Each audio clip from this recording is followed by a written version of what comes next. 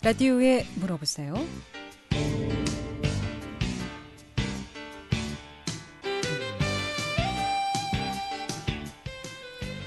여러분 안녕하십니까? 라디오에 물어보세요. 진행의 김혜정입니다. KBS 원주방송국 라디오에 물어보세요는 매주 월요일부터 금요일까지 우리 생활과 밀접한 다양한 분야의 생활 상담을 해드리고 있습니다. 오늘은 오시열 변호사 모시고 법률 상담하겠습니다.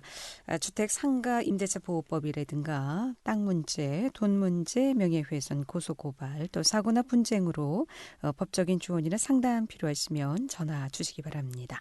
이용호 씨 상담 전화 알려드리고 시작하겠습니다.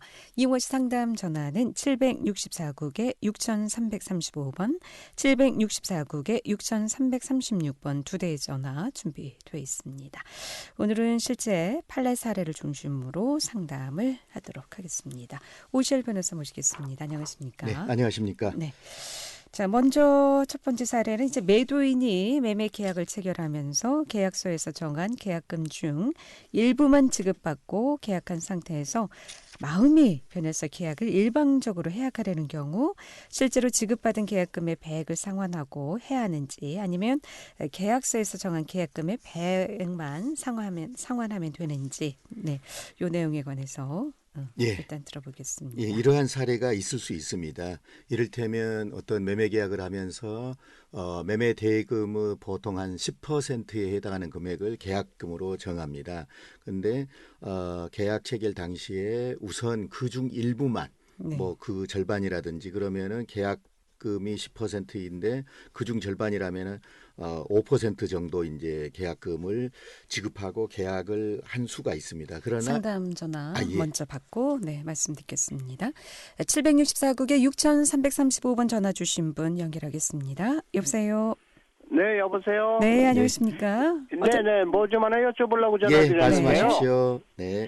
그전 옛날에 그 화천이에요. 네네. 화천에 그 수복되면서 이제 그 집을 정부에서 이제 지어서 주택을 이제 지어서 줬거든요. 네. 그래가지고 그때는 땅은 다른 사람 땅이고 그냥 주택만 지어서 줘가지고 가등기로 아마 돼 있을 거예요 아마. 그런데 어머니가 살다가 그걸 팔으셨는지 어떻게인지 제가 알지를 못하거든요. 그런데 이제 아직까지도 그게 변경이 안 됐대요. 그런데 저기 화천군청에서 저한테로 다 저게 날라왔더라고요. 그 정리를 하라고. 그런데 그게 어떻게 하는 거죠? 저는 그거 알지도 못하는데. 아마 이런 경우 같습니다. 그때 당시 정부에서 이주단지를 조성해서 주택을 지어줬는데 그래서 그 주택의 소유권은 이제 지금 선생님의 어머니 명의로 돼 있습니까? 아니 그 지금 누구한테로 돼 있는지 모르는데. 아 그렇습니까? 예, 그런데 그 새로 산 사람이 또 이제 와가지고 이제 그 이장한테 제가 물어봤어요.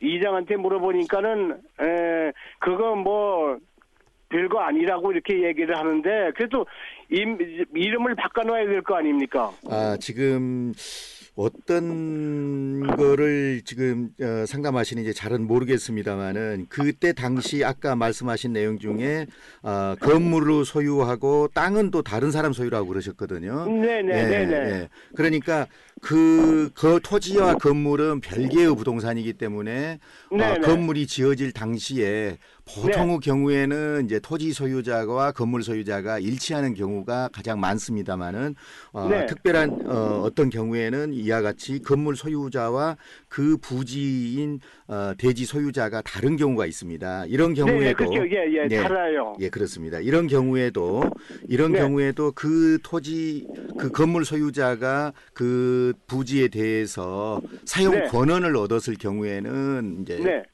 건물을 지을 수가 있고 또 그것이 나중에 어떤 이유로 해가지고 소유자가 바뀐다 하더라도 그 건물에 대한 어떤 철거를 구하거나 그럴 수는 없습니다. 소위 말해서 이제 관습상의 법정지상권이 이제 생기기 때문에 그렇습니다. 그 법정지상권이. 그런데요, 선생님, 그게 이제 그 집을 이제 짓고 어머니가 살으셨잖아요. 살으시는데 이제 돌아가셨어요. 팔고. 그래서 지금 그 집은 다른 사람이 살아요. 네네. 근데 그거를 이제 저한테 그 고지가 넘어왔더라고요. 제가 장남이니까. 그런가 봐요, 아마. 근데 그걸 어떻게 정리를 해줘야 되는지. 그러면은 이런 얘기 같습니다. 그 집을 다른 사람한테 이제 팔고 어머니는 돌아가셨는데. 그 맞아요. 집에 대한 공부상의 소유 명의는 아직도 어머니 명의로 되어 있는 모양이에요. 그러니까 지금 이런 문제가 생겼겠죠. 그런 경우에는 상속 등기를 하신 다음에 지금 현재 소유자에게 등기를 넘겨주시면 됩니다. 그렇게 정리하셔야 합니다. 그래가지고 그게 군청에서 이제 넘어온 거는 내 이름을 썼더라고요. 그래 이제 저는 그거에 대해서 전혀 알지를 못합니다. 이렇게 얘기를 했더니 어머니가 돌아가시고 나니까 이제 추적을 해가지고 이제 장남이니까 쟤한테 이제 땅 고시가를 이제 보내줬어요. 얼마라고. 그게 세금을 물라고 그러는 게 아니고. 그래가지고서 그걸 이제 지금 있는 사람한테 벌써 돌아가신 지도 오래됐거든요. 16년도에 돌아가셨는데. 그래서 그 사람한테 지금 살고 있는 사람한테 그걸 인계를 해줘야 되는데. 그런 어떻게 서류를 어떤 관계로 해서 서류를 내줘야 되나요? 그러니까 지금 어머니 명의로 되어 있는 등기를 상속 등기를 하신 다음에 지금 현재 실제 그 소유자의 명의로 이전 등기를 해주시면 되겠습니다. 등기가 없어요. 등기가. 등기가 없습니까? 네네. 등기가 없어요.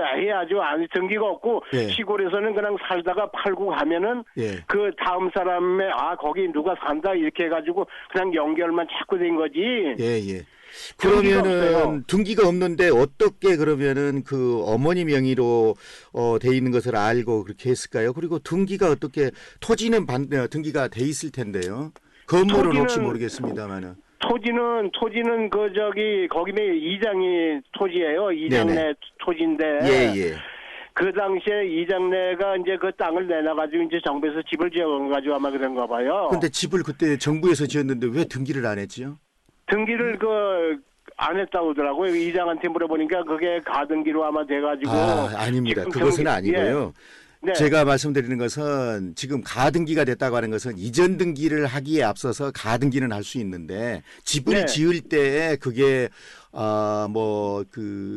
무허가 주택이고 이러면은 건축물 대장이 작성되지 않기 때문에 등기를 할 수가 없습니다. 보존 등기를. 그런데 지금 그때 당시 정부에서 집을 지어줬다면은 소유권 보존 등기가 돼 있을 것입니다.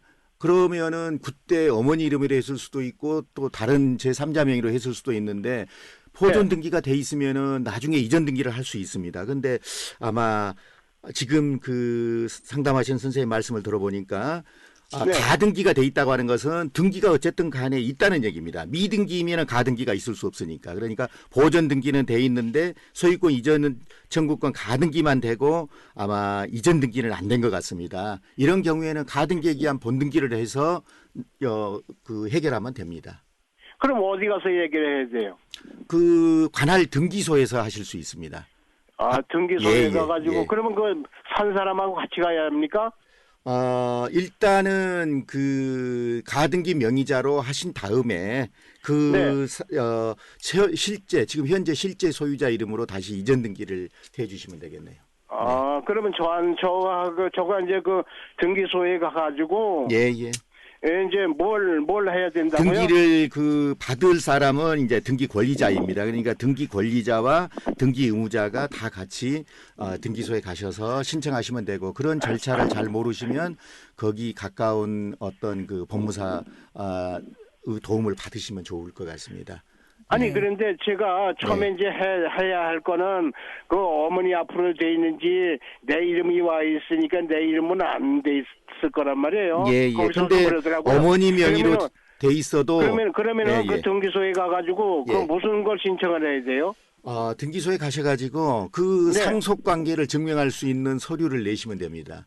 가족관계 등록부나 재적등본 이런 거. 상속 관계.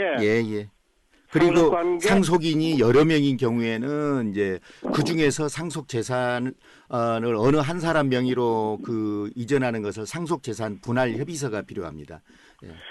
글쎄요, 선생님, 제가 등기소에 이제 아무것도 모르니까 화천 등기소에 가가지고서는 그렇게 설명을 해주면 됩니까? 예. 그러시면은요, 거기 화천 등기소에 가셔가지고 그 어머니와의 관계를, 가족 관계를 입증할 수 있는 서류를 가지고 가시면은요, 나머지 절차는 등기소 그 민원 담당 공무원이 아주 상세히 잘 설명해 주실 겁니다.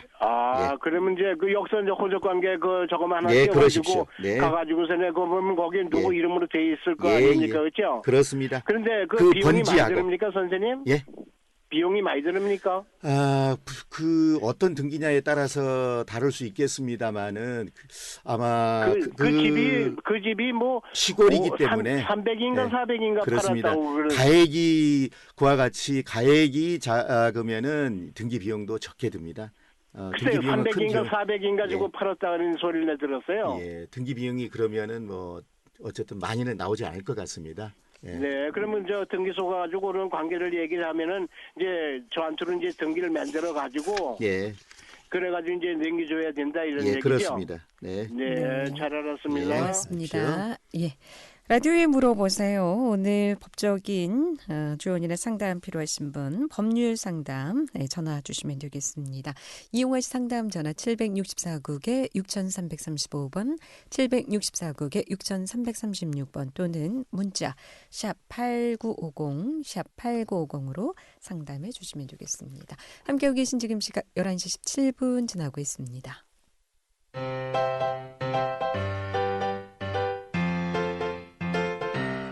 건강정보와 생활정보를 전문가가 직접 상담해드리는 라디오에 물어보세요는 매일 11시 5분부터 40분까지 생방송으로 진행됩니다. 이 방송은 KBS 원주라디오 유튜브 채널을 통해 다시 들으실 수 있습니다.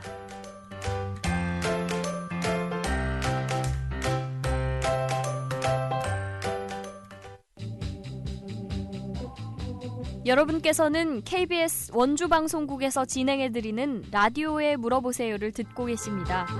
라디오에 물어보세요는 매주 월요일부터 금요일까지 실생활에 필요한 생활 상담을 해드리고 있습니다. 라디오에 물어보세요. 지금 여러분의 상담 전화를 받고 있습니다.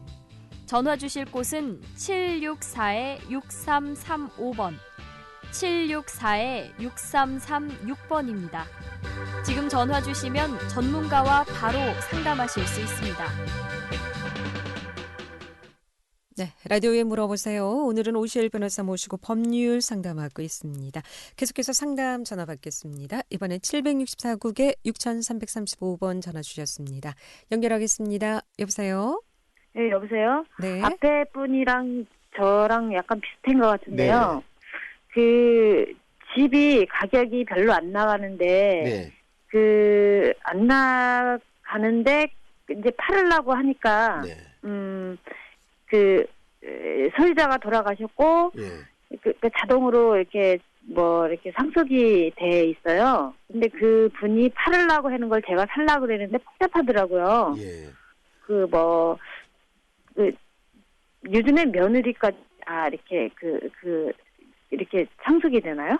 며느리는 원래 이제 그 돌아가신 양반하고 혈족이 그 혈연이 아니기 때문에 안 됩니다만은 남편이 그러니까 그 망인의 아들이 먼저 그 부모보다 먼저 사망했을 경우에는 그 며느리와 그 자식이 대습상속을 합니다.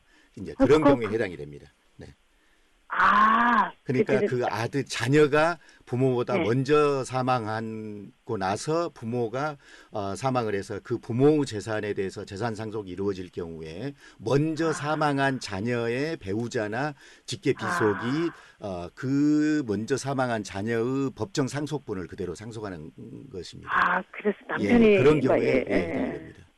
남편이 죽어서 그렇게 됐구나. 그러지 않으면은 이제 원래 자녀가 해당이 되기 때문에 그 배우자는 거기에 포함이 안 됩니다. 자녀의 배우자는. 그러면 그거를 살려면 전부 다 그 상속된 인감 같은 거 다 받아야 되죠? 그렇습니다. 그 법정 상속인을 빠짐없이 살펴보고 그 법정 상속인 전원이 이름으로 작성된 상속재산 분할 협의서를 작성을 해서 그중 어느 한 사람 이름으로 뭐 등기를 한다든지 뭐 해야 됩니다. 저가 그거를 하려고 했는데 이게 생각보다는 되게 복잡하더라고요. 네. 그래서 잘 살펴보셔야 등기가 됩니다. 그렇지 않으면은 등기소에서 이제 보정 명령이 나게 됩니다. 이러이러한 것을 보정을 하라고. 네, 알겠습니다. 네, 고맙습니다. 자, 그럼 이번 지금 전화 주신 분 같은 경우 이제 며느리가 장남의 며느리인 경우에는 그럼 직속으로 상속을 받을 수 있는데 혹시 차남이나 뭐 다른 아들이 있는 자녀는 경우에는 아무 상관없습니다. 아들이든 딸이든 그러니까 그 상속인이 피상속인보다 먼저 사망을 하고 죽은 상속인에게 그 상속인이 있을 때 배우자나 직계비속인 그런 경우에는 아들이든 딸이든 장남이든 차남이든 그건 상관없습니다. 그렇군요. 예.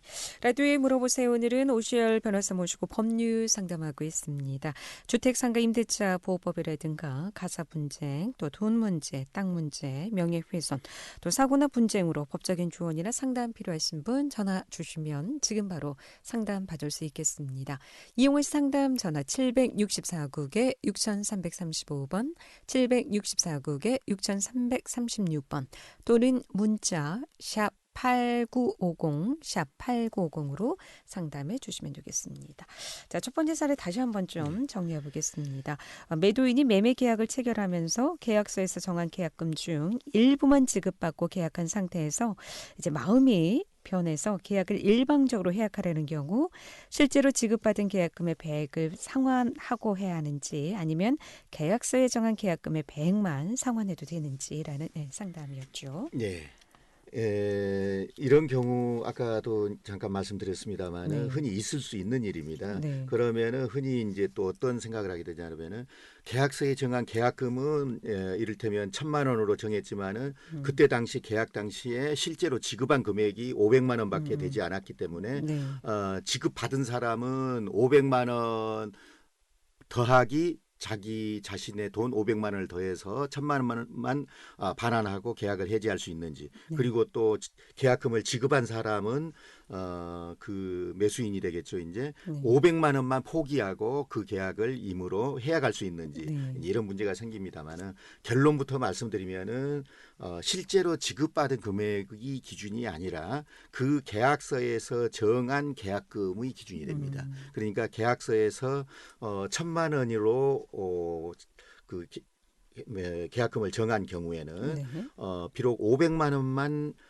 그 계약 체결 당시에 받았다 하더라도 나중에 의무적으로 해약을 할 경우 에는 계약서에서 정한 금액을 기준으로 해서 해약금을 정해야 됩니다. 그런 취지입니다. 그러니까 계약서대로 정한 그렇습니다. 금액을 배상해야 된다는 말씀이죠. 그게 이제 대법원 판례의 입장입니다. 보통 계약금은 몇 프로 그 대금 매매 대금 몇 프로 정도를 하나요? 이 거래의 그 관행으로 보면은 보통 10%인 경우가 가장 많습니다.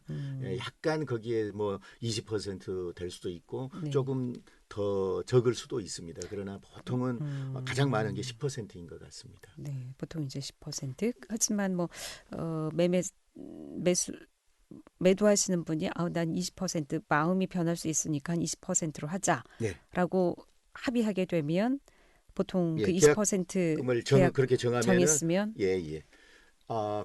거기에서 정한 금액을 지급했으면 지급한 사람은 그거를 포기하고 또 반대로 계약금을 받은 사람은 받은 금액에 그 배액을 상환해야 됩니다. 그런데 이제 이러한 경우에도 계약금을 이제 해약금으로 우리 법에서는 보고 있습니다. 그리고 그 해약금은 손해배상의 예정으로 반대 어떤 정함이 없으면은 추정을 하고 있습니다. 그렇기 때문에 이러한 경우 그 금액 위에 별도 손해를 배상하지 않고 그 금액만 포기하거나 그 금액의 배액만 상환하면은 법정 해제 사유가 없더라도 언제든지 임의로 계약을 해약할 수는 있습니다. 다만 이 경우에도 소송으로 이 위약금 청구가 들어왔을 때 예를 들어서 계약금이 평상시 뭐 10%를 기준으로 하는 게 거래의 관행인데 이 경우에는 예를 들어서 한 30%를 했다거나 이렇게 좀 평소보다 좀 과도하게 했을 경우에는 법원이 그것을 직권으로 감액할 수 있도록 법에 규정돼 있습니다. 그렇군요. 예, 계약서상엔 그렇게 썼다손 하더라도. 그리고 그 금액이 또한 기간도 짧고 그 금액이 예를 들어서 뭐 10%에 30%에 해당되는 금액이라 하더라도 액수가 아주 작은 경우에는 문제가 안 되겠습니다만은 액수가 아주 큰 계약 뭐 수백억짜리 그렇죠. 계약에서 10%만 해도 금액이 수십억인데 예. 더군다나 이와 같이 많이 했을 이런 경우에는 조금 반하게 됩니다. 예. 그래서 법원에서는 이와 같은 경우에 여러 가지 사정을 참작해서 직권으로 감액할 수 있도록 규정되어 있습니다. 예. 자, 이런 경우 이 사례에 있어서 좀 더 뭐 주의해야 될 점, 더 보충 말씀을 좀 해주실 부분이 있으면 더 듣겠습니다. 예. 아니면 다음 사례 넘어가고요. 이 부분에 대해서 그 판례에서 직접 한 부분만 간단히 소개해드리겠습니다. 이 사례와 같은 경우 실제로 교부받은 계약금의 배액만을 상환하여 매매계약을 해지할 수 있다고 한다면 이게 이제 대부분 판례에서 설치하는 이유입니다. 왜 그게 안 되는지. 이는 당사자가 일정한 금액을 계약금으로 정한 의사에 반하게 될 뿐만 아니라 교부받은 금액이 소액일 경우에는 사실상 계약을 자유로이 해지할 수 있어 여기 소액이라는 말이 나오죠. 아주 큰 매매 대금인 경우에는 그렇지 않을 수 있지만은 소액인 경우에는 계약을 자유로이 해지할 수 있어 계약의 구속력이 약화되는 결과가 되어 부당하기 때문에 계약금 일부만 지급된 경우 수령자가 매매 계약을 해지할 수 있다고 하더라도 그 해약금의 기준이 되는 금원은 실제로 교부받은 금원이 아니라 계약서에서 정한 계약금으로 보는 것이 타당하다. 이렇게 그 대부분이 판시를 했습니다. 예. 라디오에 물어보세요. 오늘 법률 상담하고 있습니다. 이용하시 상담 전화 764국에 6335번, 764국에 6336번. 법적인 조언인의 상담 필요하시면 2데이 전화 지금 이용하시면 되겠습니다. 방송은 11시 40분까지 진행됩니다. 방송 끝나기 전에 미리 전해서 상담 받으시길 바라겠습니다. 자, 다음 사례로 넘어가겠습니다. 이 엘리베이터 수선 충당금 같은 경우 아파트 1층에 대해서도 다른 층과 균등하게 부과할 수 있는지 이 부분에 대해서 저도 굉장히 궁금하네요. 예, 이게 실제로 있었던 사건입니다. 소개를 해드리겠습니다. 한 아파트 단지의 입주자 대표회의가 1994년 준공 당시 설치된 낡은 엘리베이터를 교체하기 위해 주민 299세대가 부담하는 장기 수선 충당금을 5년간 인상해 비용을 마련하기로 하였습니다. 그러면서 엘리베이터를 자주 이용하지 않는 1, 2층 세대에도 균등하게 인상분을 적용할지 여부를 묻는 설문조사를 했고 그 결과 과반 세대가 균등 부과안을 찬성함으로써 입주자 대표회의는 장기 수선 충당금을 전 세대에 균등하게 부과했습니다. 이제 이렇게 되면은 1, 2층이 불만이 있지 않겠습니까? 그렇죠. 그래서 1, 2층 그 주민들이 이러한 조치가 부당하다고 반발해서 그 소송을 제기한 사건입니다. 여기에서 법원은 승강기가 공용 부분인 점을 고려하더라도 승강기를 이용하지 않는 세대에 장기 수선 충당금을 균등하게 부과하는 것은 부당하며 특히 해당 아파트에는 지하 주차장이 없기 때문에 1층 입주자가 승강기를 이용한다는 것은 생각하기 어려우므로 이런 사정을 충분히 고려해 부담 비율을 결정했어야 한다고 판결했습니다. 그래서 결국 균등하게 전 세대에 균등하게 그 인상분을 적용한다는 이 입주자 대표의 결의는 잘못됐다는 이런 결정을 내렸습니다. 그렇다면 지금의 사례에는 지하 주차장이 없기 때문에 승강기를 이용하지 않는다 이렇게 보고 결정을 내린 사례이겠습니다만 만약에 요즘 뭐 지하 주차장이 1층, 2층까지 있는 상황 아니겠습니까? 그런 경우는 상황이 좀 달라질까요? 그런 경우라면은 아무래도 1, 2층이라 하더라도 좀 이용할 수 있는 경우가 좀 많아지겠죠. 그러니까 그런 경우를 다 감안해서 그렇다고 하더라도 1, 2층 세대가 아닌 고층 세대보다는 아무래도 더 적게 이용하지 않겠습니까? 그러니까 그런 거를 감안해서 최소한 차등 부과를 했어야 됩니다. 전혀 배제하지는 않더라도 차등 부과하는 게 옳다 이런 판단입니다. 세대보다는 그러니까 좀 적게 부담. 그와 같이 균등하게 부담하는 것 자체가 어떤 부당함에도 불구하고 입주자 대표회의가 그 어떤 이 투표 결과만을 가지고 이렇게 하는 것은 안 된다. 이런 취지입니다. 그렇군요. 네. 라디오에 물어보세요. 오늘은 오시엘 변호사 모시고 법률 상담하고 있습니다. 오늘 법률 문제 궁금하시거나 또 조언이나 상담 필요하시면 전화 주시면 되겠고요. 이 밖에도 상가주택 임대차 보호법이라든가 땅 문제, 돈 문제, 얽혀있는 문제들 많이 있죠. 또 사고나 분쟁으로 법적인 조언이나 상담 필요하시면 지금 전화 주시기 바랍니다. 이용하실 상담 전화 764국에 6335번, 764국에 6336번 2대의 전화 준비되어 있습니다. 다음 사례로 넘어가도록 하겠습니다.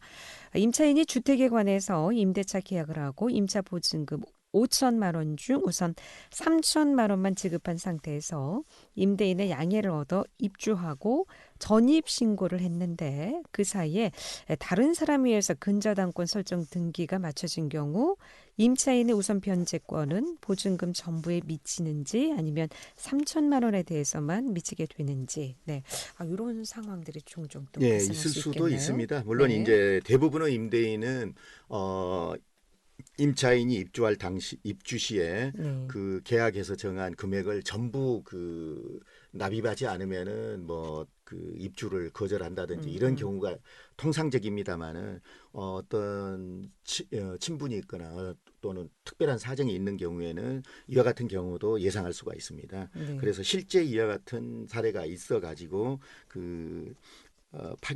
대법원 판결이 있었기 때문에 제가 한번 뽑아봤습니다. 주택에 관하여 임대차 계약을 체결한 임차인이 주택의 인도와 주민 등록을 마칠 때에는 그 다음 날로부터 제3자에 대해 대항력이 생기며 이 다음 날부터 이제 주택임대차 보호법에 대항력이 생긴다고 했기 때문에 그날 그러니까 근저당권이라든지 이런 물권의 경우에는 그날 접수하면 그날 바로 접수 순위에 의해서 이 대항력을 갖게 되겠죠. 그렇습니다. 그럼에 반해서 이 주택임대차보호법상의 대항력은 인도와 주민등록을 마친 때에는 그 다음 날부터 대항력이 제3자에 대한 대항력이 생기기 때문에 여기 그 하루 차이에 의해서 조금 문제가 될 수도 있습니다. 그래서 잘 좀 확인을 할 필요가 있습니다. 이러한 대항 요건과 임대차 계약상의 확정 일자를 갖추면 경매를 할 때 임차 주택의 환가 대금에서 후순위 권리자나 그 밖의 채권자에 우선하여 보증금을 변제받을 수 있습니다. 이 주택의 임대차 보호법 제3조 1항 대항력에 관한 규정이 이렇게 돼 있습니다. 이 사건과 같은 경우에 대법원은 주택임대차보호법상 임차인에게 우선 변제권이 인정되기 위하여 대항요건과 확정일자를 갖추는 외에 임차보증금 전액이 지급되어 있을 것을 요하지 않는다. 따라서 임차인이 임대인에게 임차보증금의 일부만 지급하고 임대차보호법 제3조 1항에서 정한 대항요건과 임대차 계약 증서상의 확정 일자를 갖춘 다음 나머지 보증금을 나중에 지급했다 하더라도 이제 나중에 지급한 것을 전제로 하는 것입니다. 특별한 사정이 없는 한 대항 요건과 확정 일자를 갖춘 때를 기준으로 임차 보증금 전액에 대해서 후순위 권리자보다 우선하여 변제받을 권리를 갖는다고 보아야 한다. 그 이유는 이제 이렇습니다. 그 확정 일자를 받을 때 여기 이제 확정 일자 얘기가 나오지 않습니까? 확정 일자를 받을 때에 임대차 계약서를 가지고 이제 동사무소에 가셔서 확정 일자를 받습니다. 근데 그 계약서에는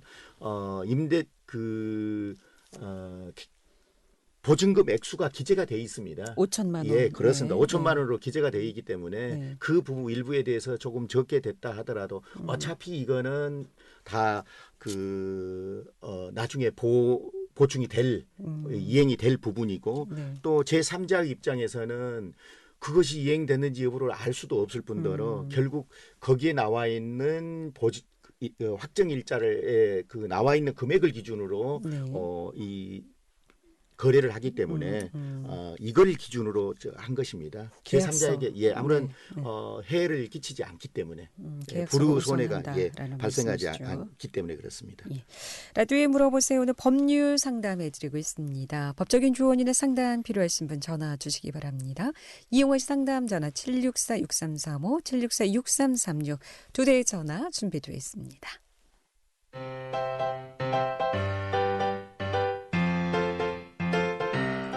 건강정보와 생활정보를 전문가가 직접 상담해드리는 라디오에 물어보세요는 매일 11시 5분부터 40분까지 생방송으로 진행됩니다.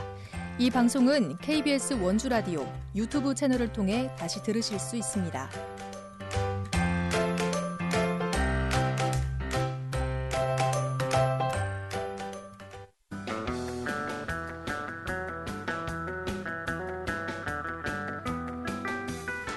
여러분께서는 KBS 원주방송국에서 진행해드리는 라디오에 물어보세요를 듣고 계십니다. 라디오에 물어보세요는 매주 월요일부터 금요일까지 실생활에 필요한 생활 상담을 해드리고 있습니다. 라디오에 물어보세요. 지금 여러분의 상담 전화를 받고 있습니다. 전화 주실 곳은 764-6335번, 764-6336번입니다. 지금 전화 주시면 전문가와 바로 상담하실 수 있습니다. 네, 라디오에 물어보세요. 오늘은 오시열 변호사 모시고 법률 상담하고 있습니다. 자, 그렇다면 반대로 임차인이 임대차 기간을 연장하면서 임차 보증금을 증액해 줬는데 확정일자를 받지 않은 경우, 이런 경우도 좀 있을 수 있지 않을까 싶은데요. 아까와 같은 경우에는 아까 그 확정일자를 받은 임대차 계약서에서 기재된 금액보다 적게 일부 미지급 상태에서 이와 같은 일이 생긴 것이고, 이와 반대의 경우도 흔히 있습니다. 이와 반대의 경우는 임대차 기한을 연장을 하면은 대개 임차 보증금이나 또는 그 차임을 증액하는 경우가 있는데 그렇게 해서 임차 보증금을 증액해 주었습니다. 그런데 그 증액된 임대차 계약서에 다시 확정 일자를 받아야 됨에도 불구하고 그거를 받지 않은 경우에는 그러면 어떻게 대항력은 어떤 걸 기준으로 생기느냐? 그 증액된 보증금을 기준으로 대항력이 생기는 것이 아니라 그 이전에 확정 일자를 받은 그래야 제3자에게 대항할 수 있기 때문에 이런 제도를 공시방법으로 마련했습니다. 그래서 증액은 임대인과 임차인 사이에서만 이거를 확정일자를 받지 않으면은 제3자가 알 수가 없습니다. 그래서 증액을 했음에도 불구하고 증액된 임대차 계약서를 다시 확정일자를 받지 않은 경우에는 제3자에 대한 그 대항력이 생기는 그 우선 변제권은 종전